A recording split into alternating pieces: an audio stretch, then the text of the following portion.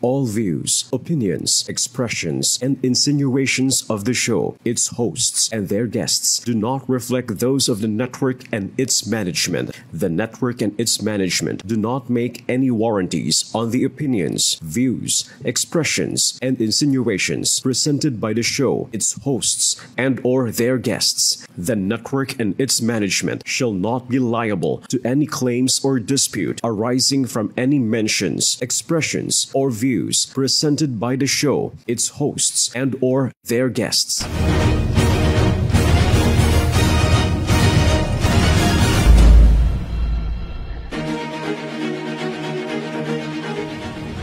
To serve and protect the Filipino people with integrity, courage, and compassion. Ito po ang kataga ng ama ng ating pambansang pulisya, Police General Nicolas Torre III. Magandang gabi. Ako po si Police Lieutenant Colonel Brenda O. Garcia, OIC ng Information Communication and Development Division ng Police Community Affairs and Development Group. Isang snappy na Saturday night sa inyong lahat. Ako naman po si Miss Ricky Abuel de la Peña, your Miss Universe Philippines Lokban 2024 and Miss Philippine Youth Grand Winner 2019. At your service sa longest running and award-winning public affairs program ng PNP. Ngayong Sabado ng gabi, tunghayan natin ang mabilis at agarang serbisyo publiko ng ating mga tampok na tanggapan ng Philippine National Police sa lungsod ng Maynila. Sa tulong ng inyong mga snappy na Manila's finest na nagkakaisa at mataas ang moral na magsilbi sa bawat mamamayan tungo sa ganap na mapayapa at maunlad na bagong Pilipinas. Kayo po, mga mahal naming kasangbahay, ang aming inspirasyon. Kami po ang inyong police at your service.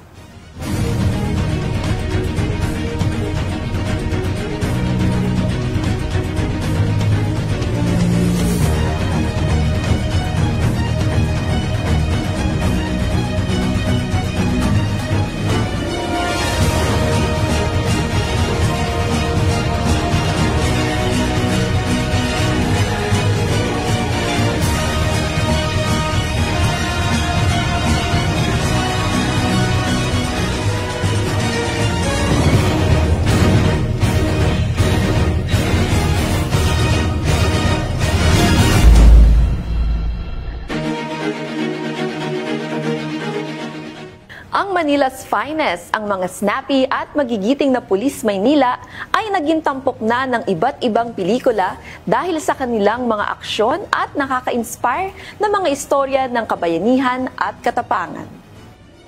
Tama ka dyan, Miss Ricky. Pero ngayon sa ating police at your service, true-to-life story ng mga paglaban sa krimen at pagtulong sa ating mga kasambahay sa Maynila ang ating matutunghayan. Kaya simulan na natin ang Manila Police District episode simula sa Maysik Police Station. Narito po.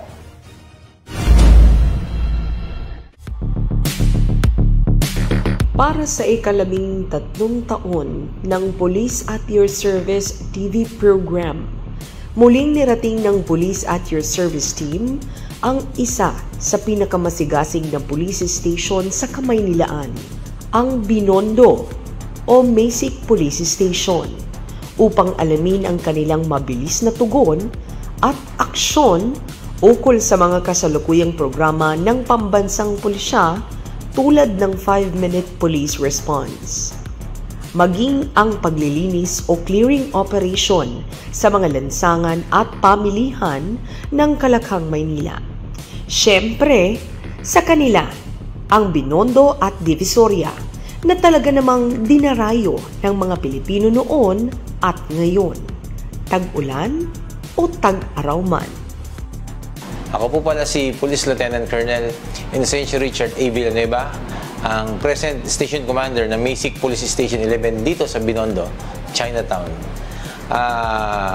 Kung konting background lang po, ito pong Chinatown ay may consider po natin na oldest Chinatown dito po sa buong mundo actually. So, ang area po na aming siniserbisyohan, pinoprotektahan, ay isa po sa mga tourist spot dito sa Kalakhang, Maynila. Considering po na marami pong restaurant dito na kinakainan at pinupuntahan ng mga tao at ng mga vloggers. Then may mga establishments din po tulad ng mga shopping malls. At yun, sikat po na Divisoria is nandito po rin sa area po namin. At yung Ongpin naman po, nandito rin po sa area. Malaking improvement sa part ng mga police natin. And yung feedback po kasi ng mga constituents natin dito at yung mga nasasakupan natin, ramdam po nila yung presensya po ng ating kapulisan. Hindi lang po yan sa police visibility, pero yun nga po, yung sa 5 minutes response time. Alam nila na anytime na tatawag sila or magte-text, pupunta ang police within the span of 5 minutes. Sa utos po ng ating minamahal na Chief PNP, yung 5 minutes response time po natin ay araw-araw po natin ini-exercise dito. Nagsasagawa po tayo ng regular CIMEX dito sa police station natin, sa aming district level at sa regional level din po, until sa Kamkrami po. So, ano po palagi yan, nagiging daily basis na po namin yan. Sa station po namin, nagkakandak po kami ng almost 3 to 5 times na CIMEX po dito sa isang araw lang po. Ang mga programa at pag-uutos ni Police Lieutenant Colonel Inocencio Richard A. Villanueva kaugnay sa pagpapatrolya o maagap na police visibility para sa peace and order ng kanilang mga nasasakupan. Kasama na rito ang mga sumusunod: regular foot at mobile patrols, beat patrol system, barangay at establishment visitation, o plansita at checkpoints, pagmomonitor at pagbibigay ulat. 80-20 yung namin, yung 80% yung sa beat patrol, 20% lang dito sa police station. And yung 20% na yun is nagkakandak rin ng police visibility beat patrolling with corresponding time yan. May mga schedule talaga sila. So, masasabi ko na halos lahat kami talaga dito ay bumababa sa community. Importante rin ang health, wellness and fitness ng bawat isang pulis sa Masic Police Station. Kaya naman nakatugon sila sa programang ito ni Chief PNP. Sa Masic Police Station, kanilang isinasagawa ang regular physical fitness training at ang weight monitoring and health assessment. Health is wealth nga kumbaga. Personal lookout na natin yan. Hindi tayo makakapag-perform ng maayos sa trabaho natin, hindi tayo makakapagserbisyo sa mga tao kung tayo mismo is may problema sa kalusugan. So, I think being healthy is number 1 priority natin ngayon. Dahil na sa sobrang stress na inaabot natin sa trabaho, then minsan nakakakain pa tayo ng mga unhealthy food. So, tingin ko yun lang yung panlaban natin sa mga ganyan, yung exercise lang yan. Bilang Station Commander ng Masic Police Station, isinasaalang-alang ni Police Lieutenant Colonel Villanueva ang moral and welfare ng kanyang mga personnel. Ito rin ay panahon upang mas palakasin ang disiplina ng ating mga pulis. Yung sa disiplina, inline kami palagi sa utos at sa instruction ng ating Chief PNP, down to our regional director, down to our district director, hanggang sa akin. Minimaintain namin yung highest standard ng discipline dito kasi yan yung number 1 na kailangan namin ipakita sa tao for us to be accepted dito sa community. Hindi lang ito dahil serbisyo. Kailangan makita ng ating mga constituent na ang pulis dito disiplinado. Paano tayo paniniwalaan ng tao kung kami mismo hindi disiplinado? So, might as well encourage every personnel of Station 11 na ipakita natin sa lahat na tayo ay disiplinado. Ultimo sa simpleng pagpaparking ng sasakyan dyan sa labas. Ayaw ko dito sa station ko na kami yung nagkukos ng traffic. So, ako mismo, sinisita ko yung mga kapulisan ko na yung simpleng pagpaparking lang ng is a big difference para magsimula tayo at makita ng lahat na tungo tayo sa pagbabago sa PNP.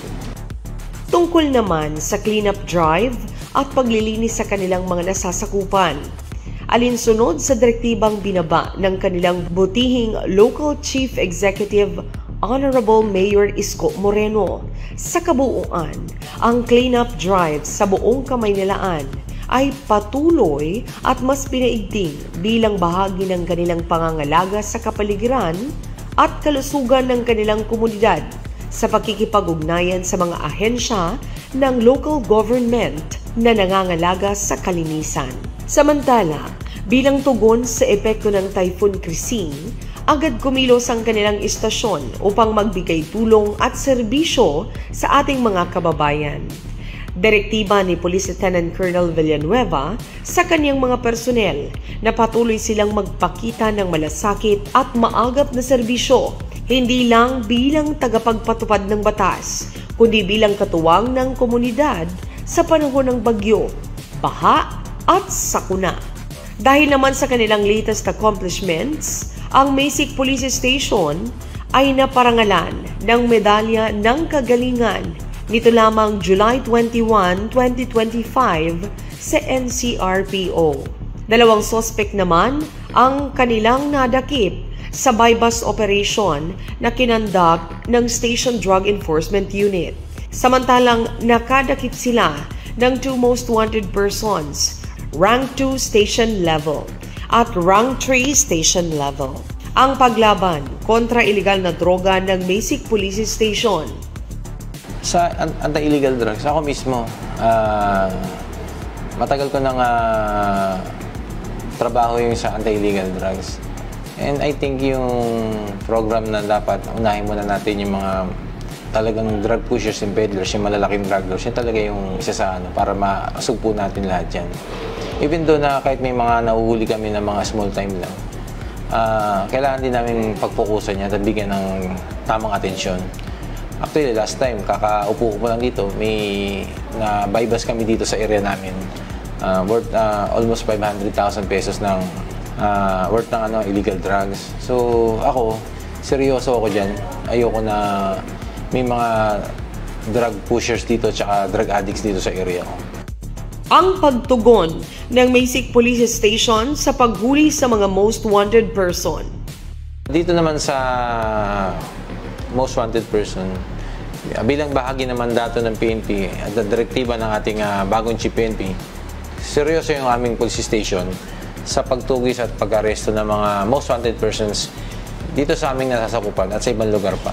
Direktiba ko sa aking mga tauhan na maging maagap, legal at makatao sa lahat ng operasyon. Kailangan mapakita natin yung sa human rights palagi. Lagi namin sinaalang-alang yan, yung rights ng mga nahuhuli namin. Tsaka, ngunit wala kami sisunuin dyan sa pagpapatupad ng batas at sisigurin din namin mananagot ang lahat ng lumalabag dito. Sa Binondo, sa Divisoria, ang gusto ng pulis, ligtas ka! Sa ating po mga taga-subaybay, maraming salamat po sa pagpalo po sa programa po ng ating Philippine National Police, yung Police at Your Service. Asahan po ninyo ang 100% na serbisyo namin sa mga tao, hindi man dito sa Binondo, sa ibang parte pa ng buong bansa. Kami nga po ay Philippine National Police, kahit hindi po ako naka-assign sa dyan, aakto pa rin po ako sa tawag ng tungkulin kahit saan po dito sa bansa. Muli, ako po si Police Lieutenant Colonel Inocencio Richard A. Villanueva, Station Commander ng Masic Police Station 11, Manila Police District. Sa bagong Pilipinas, ang gusto ng pulis, ligtas ka! Tutok lamang kayo mga kasambahay at magbabalik ang inyong Police at Your Service.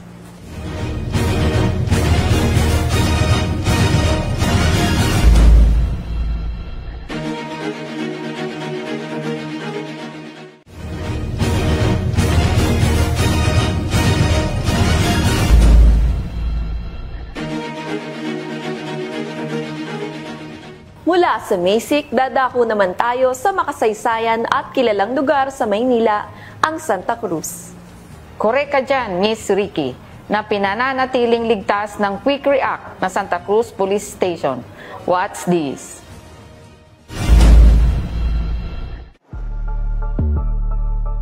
Isa ang Santa Cruz na parte ng ikatlong distrito sa lungsod ng Maynila na kilala sa mga makasaysayang istruktura, mayamang kultura at mga sikat na lugar tulad ng plaza at mga lumang kabahayan. Isa rin ito sa mga lugar sa Kamaynilaan na sobrang maraming tao dahil sa mga negosyo at pasyalan na matatagpuan dito.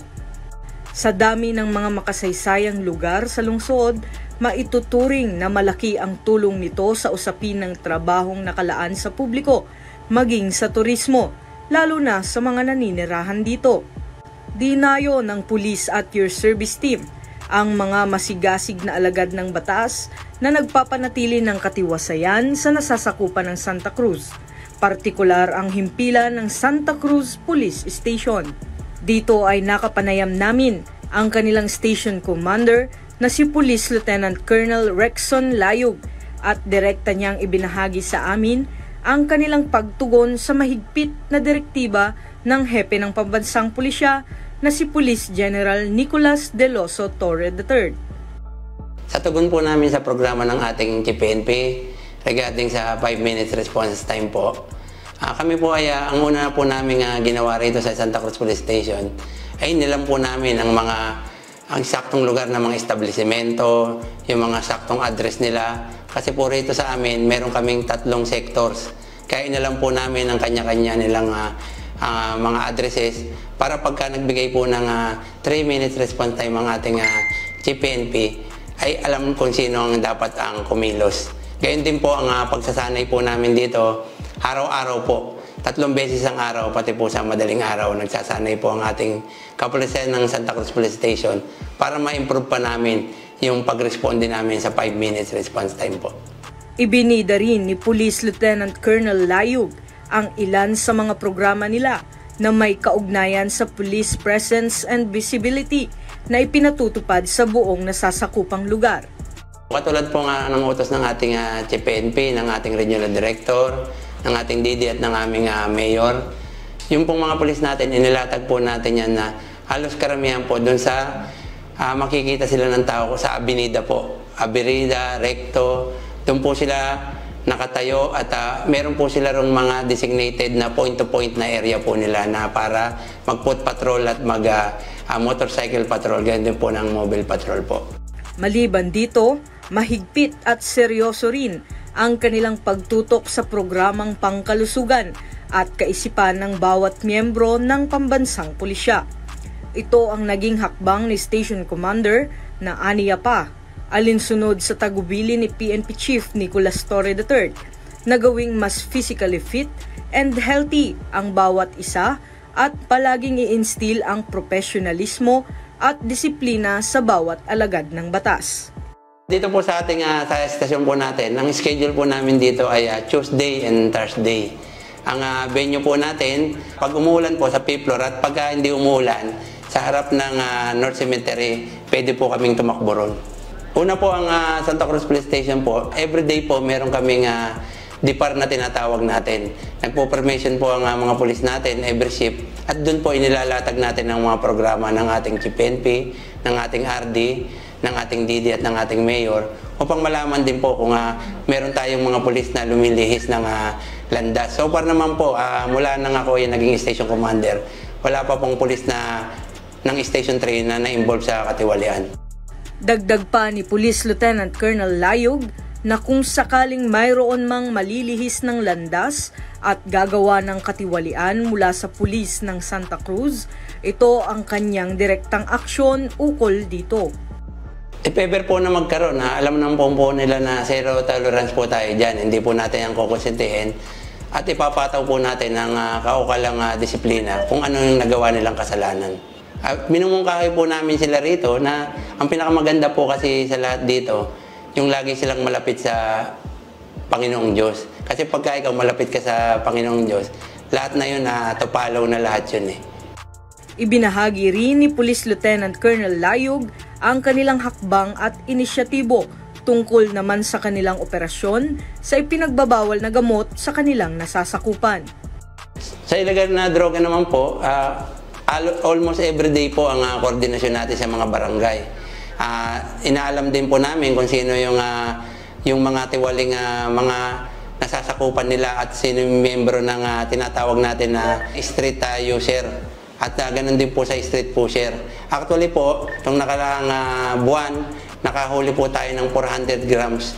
Humigit 2 milyon po yung halaga ng nakuha naming shabu.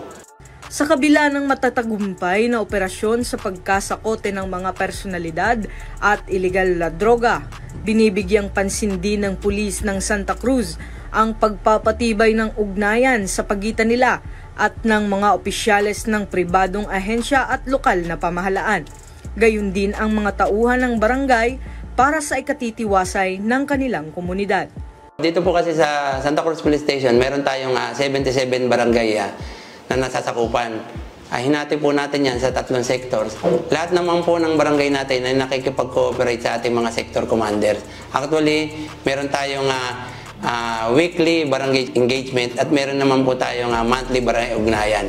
At actually po, dito sa Santa Cruz Police Station, napapaligiran po kami ng mga malalaking malls. Ang karamihan po na pumapasok sa amin sa 8 Focus Crime, yung mga mall theft po. Kaya po patuloy ang pakikipag-ugnayan namin sa mga manager, sa mga security guard ng mga mall para ito po ay ma-prevent. Kung hindi man po ma-prevent, at least lahat po sila ay mahuli.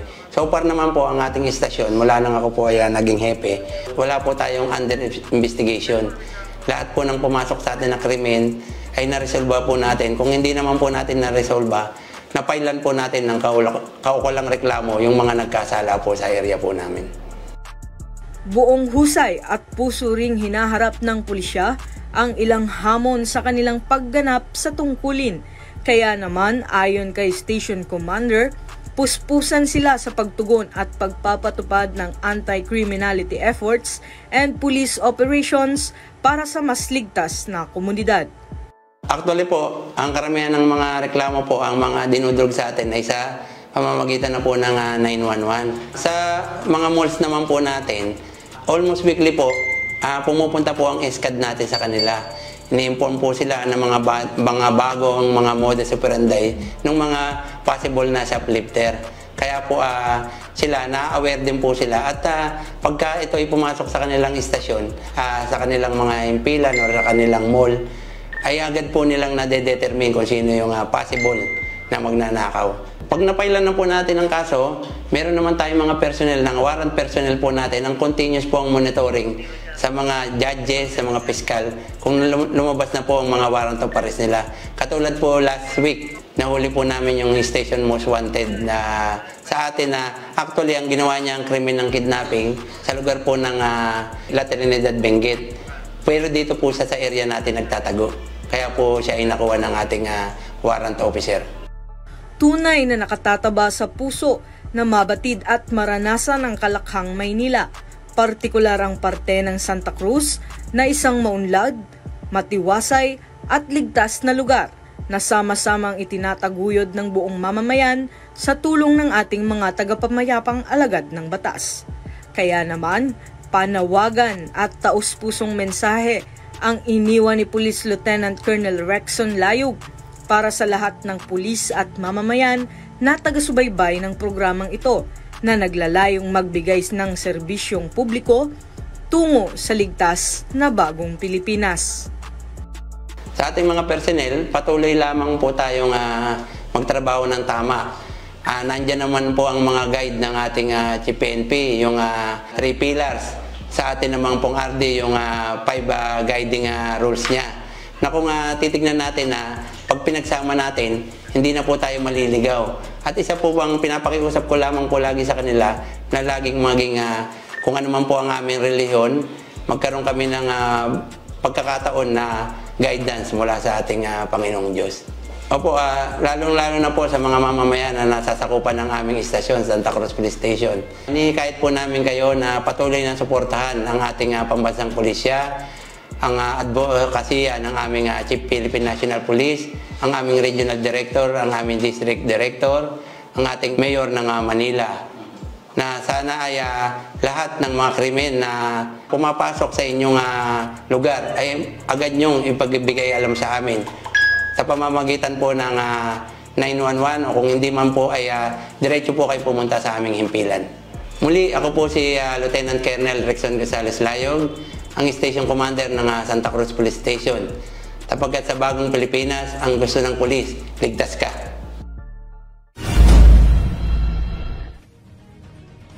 Ang ang Rizal Park na kung saan matatagpuan ang monumento ng ating pambansang bayani na si Gat Jose Rizal, ang makasaysayang National Museum at syempre ang one of the best sunset na makikita lamang sa Manila Bay. Ilan lamang po ito sa mga dinadayong lugar sa Ermita, Maynila. Kaya naman, tunghayan natin ang pakikisa ng ating mga pulis sa komunidad at ang 5-minute response program mula sa Ermita Police Station.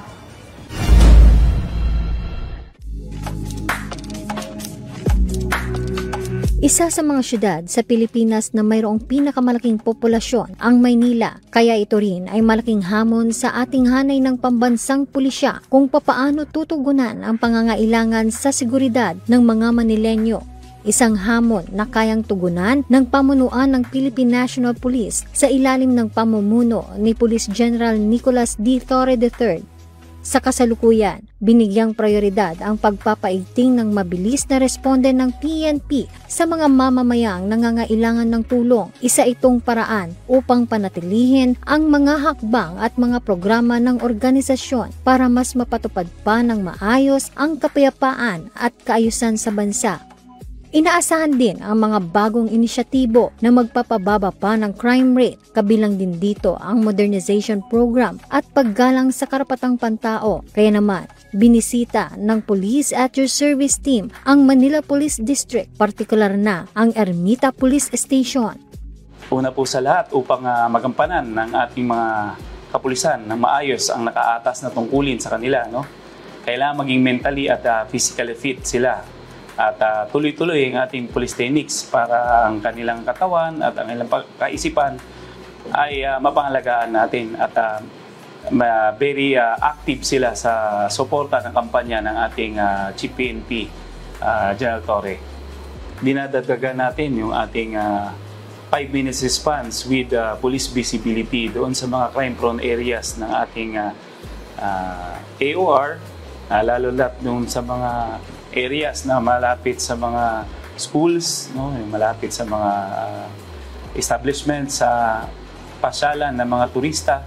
So, dinadagdagan natin ng mga personnel doon upang madagdagan yung 5 minutes response ng programa nating GPNP at together with the police visibility ng kapulisan ng Ermita.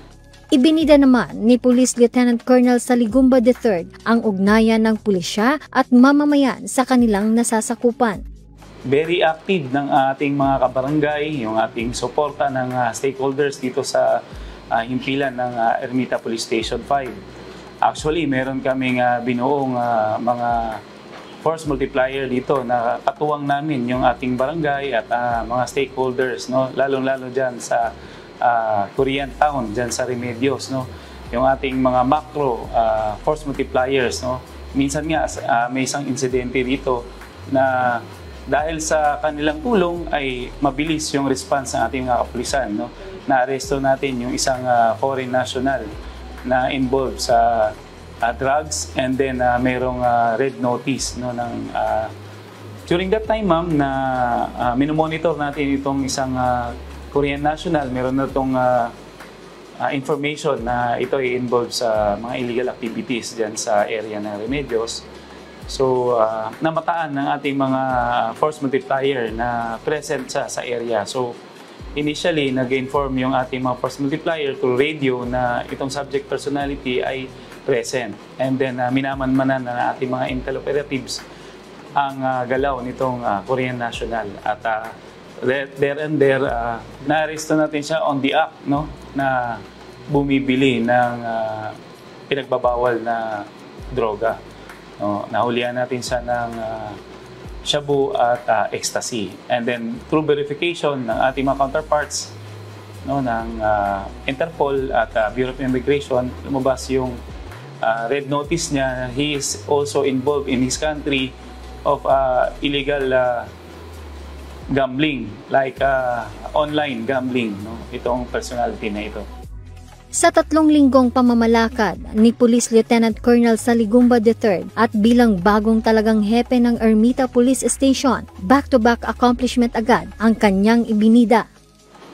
Nung ako'y naupo dito, almost 3 weeks pa lang po ako nakaupo dito So within that 3 weeks, ang pinakamagandang accomplishment natin dito ay yung may na-aresto tayong senior citizen, no, na involved sa salisi.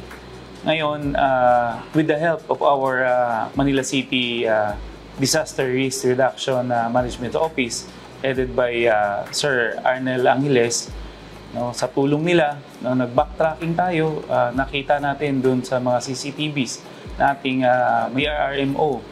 Napaka-clear at maganda ang kuha. So, na-identify natin yung suspect. Ang victim po natin ito ay also a senior citizen, 79 years old na senior citizen, no? At nakuha sa kanya yung 80,000 pesos, which is na-recover din natin, pero kalahati na lang ang na-recover natin. At dahil doon, agaran nating na-solve or nakuha o na-recover yung mga items na nawala sa kanya. Dahil sa taas ng turismo ng ermita at kabi-kabilaang pasyalan din ang matatagpuan sa Maynila, binigyang prioridad ng Ermita Police Station ang kaligtasan ng mga turistang nagtutungo sa kanilang nasasakupan.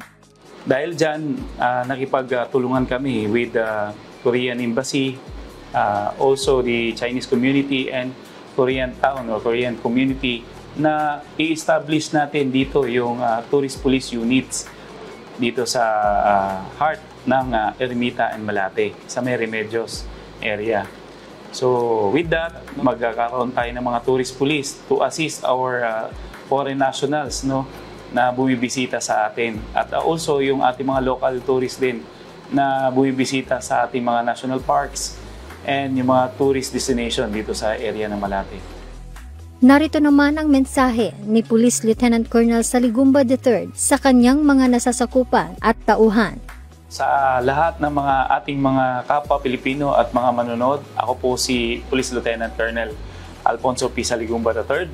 Nais ko pong iparating ang aking taus-pusong pasasalamat sa inyong patuloy na pagtangkilik at pagsuporta sa bawat pagkakataon na kayo ay nanonood.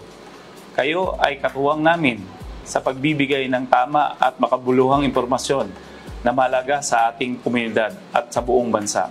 Sa gitna ng mga pagsubok na ating kinakaharap, mahalaga ang pagkakaisa, malasakit at pagiging responsable sa bawat isa. Hinikayat ko na kayong maging mapanuri sa mga balitang inyong natatanggap at ipamahagi lamang ang mga ito kung ito ay totoo at makakatulong at sa ikabubuti ng lahat. Tayo ay mga Pilipino, matatag, matyaga at mapagmahal sa bayan. Sama-sama nating itaguyod ang kapayapaan at kaayusan para sa mas mapaunlad na kinabukasan. Sa pagkakaisa ng mamamayan at kapulisan, tagumpay ay makakamtan. Kaya saludo po ang Police at Your Service Team sa serbisyo ng Ermita Police Station. Muli, ako po si Police Lieutenant Colonel Alfonso P. Saligumba III, Station Commander ng Ermita Police Station 5, na sa bagong Pilipinas, ang gusto ng pulis, ligtas ka. Ito po ang bagong pulis sa bagong Pilipinas, tungo sa tunay na kaunlaran para sa bawat mamamayan. Kaya sama-sama nating itong kamtan sa pagbabalik ng inyong Police at Your Service.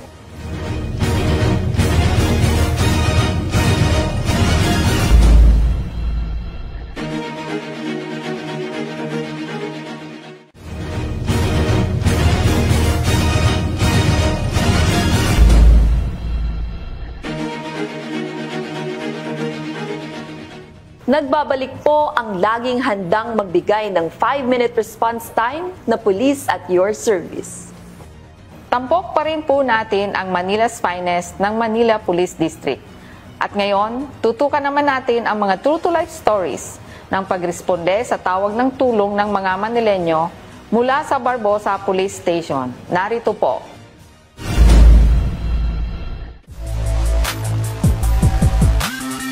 Sinadya naming puntahan ang makasaysayan at progresibong lungsod ng Maynila bilang kabisera ng Pilipinas. Kilala ito sa mayaman na kasaysayang kolonyal ng Espanyol. Bukod pa rito, may mga abalang lugar para sa pamimili at pagkain tulad ng Binondo, Chinatown at Divisoria. Dahil sa magandang pasyalan, hindi katakataka na dagsa ang mga tao dito, umaga man o gabi. Puno ng determinasyon at layunin, tampok sa Police at Your Service Team ang Barbosa, Manila, at dito namin nakapanayam si Police Lieutenant Colonel Arwen De Silva Nacional, ang bagong nakatalagang hepe ng Barbosa Police Station 14. Buong galak niyang inilahad ang pangunahing impormasyon mula sa istasyon ng pulisya sa Barbosa. Tampok ang kanilang mga epektibong programa na binuo ayon sa direktiba ni PNP Chief Police General Nicolas D. Torre III.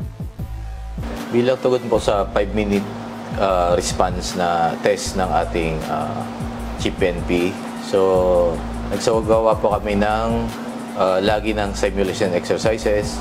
So yung mga tao po namin, nag-deploy po ako dun sa mga strategic areas. So 3 shift po yan, araw-araw. So every sectors may mga meron tayong TMRU, line beat patrollers, saka yung ating mobile cars. So pinapractice po natin yan araw-araw yung simulation exercise para matugunan natin yung guidance ng ating Chief PNP. Distributed po sila sa ating mga strategic areas.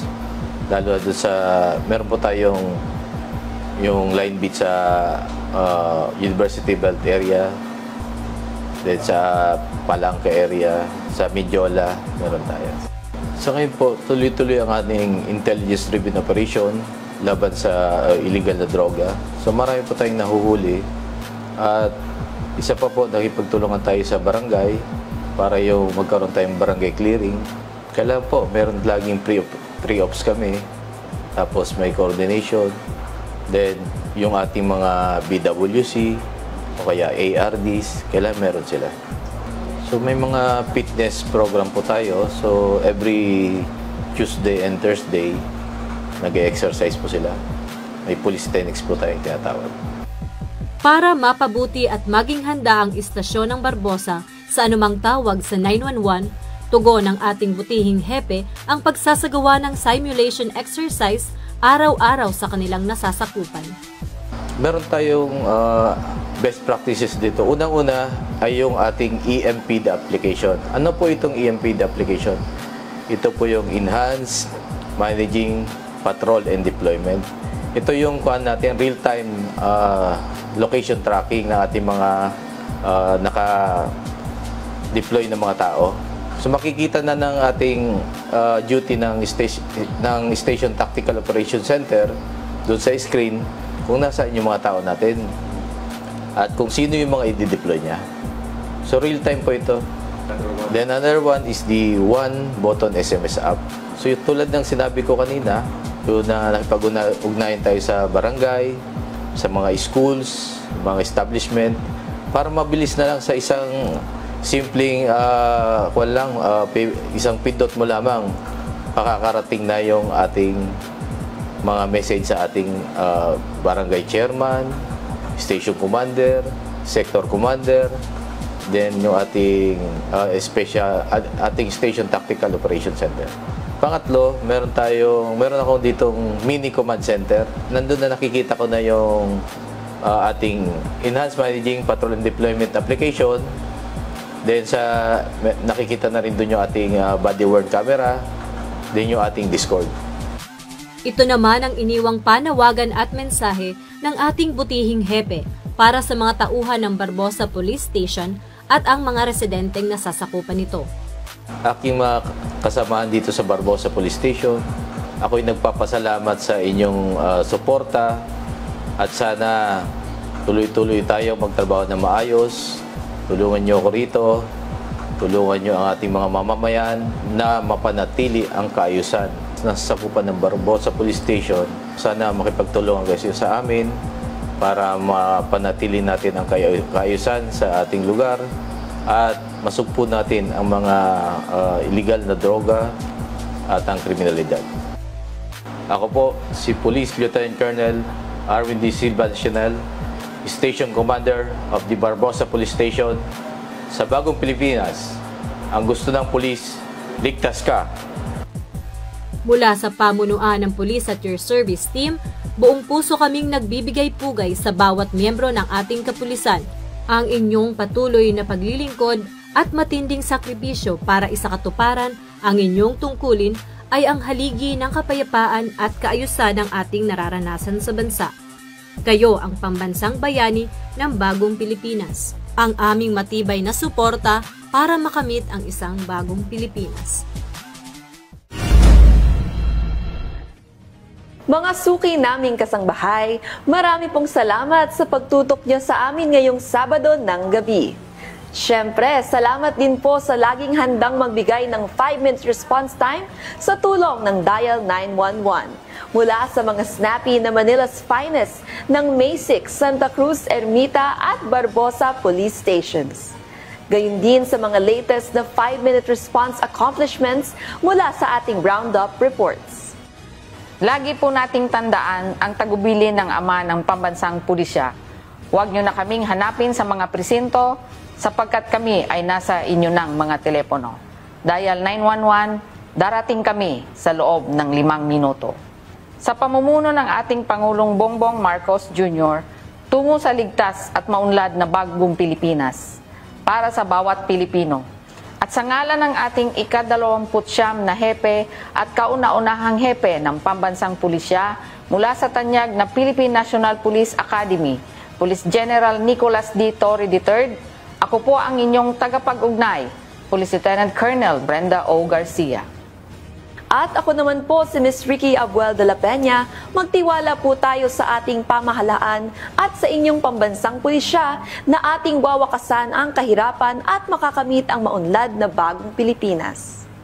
Ang inyong pulisya ay araw-araw na nagsisikap upang masiguro ang inyong kaligtasan at handang ibigay ang nag-iisang buhay para sa bayan. Magkita-kita tayo muli sa susunod na Sabado. Dito lamang sa snappy at mabilis na serbisyo mula sa inyong mga Police at your service. Dahil kami sa UNTV, Diyos ang aming sandigan, serbisyo publiko ang aming pinakalagahan. Salamat sa Diyos, mabuhay ang pambansang pulisya at mabuhay ang ating bayang Pilipinas.